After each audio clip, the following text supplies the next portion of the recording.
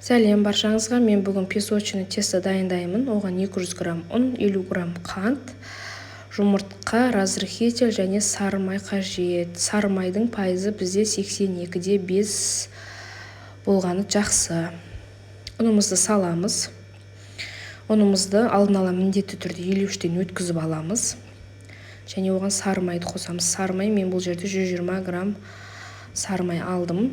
Сары майды алдын ала холодильниктен шығарып, бөлме температурасында осылай ергенше қойып қоямыз. Сол кезде қамырға өте жақсы араласады. Бұл песочный тестаны мен өзім осы бүкіл песочный тестомен дайындалатын пирогтың барлық түрлеріне, печенье түрлеріне қолданамын. Маковый пирогтарға, восточный пирогтарға, сметаниктерге, творогпен жасалатын пирогтарға және жемшеліктермен жасалатын пирогтарға қолдансаңыздар болады. Және арасына варенье қосылып жасалынатын пирог түрлеріне және печенье түрлеріне де осы тестаны қолдансаңыздар болады. Май мен ұн жақсылап араласқаннан кейін үстіне разрыхительді қосып жақсылап араластырамыз. Және шекер мен бір жұмыртқаны бөлек араластырып аламыз жақсылап.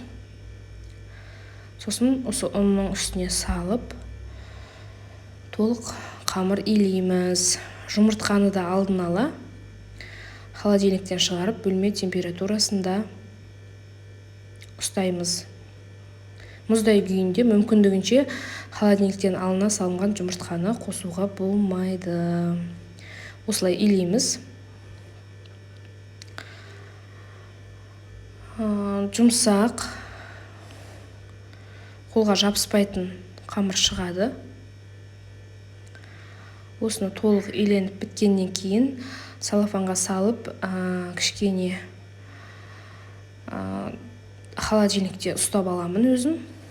Сосын дайын болған қамырмен өзіңіз жасағыңыз келген пирог не печенье түрлерін жасай берсеңіз болады. Сары майдың 82-де 5% болмай жатса, мүмкіндігінше 72% қолдансаңыздар болады.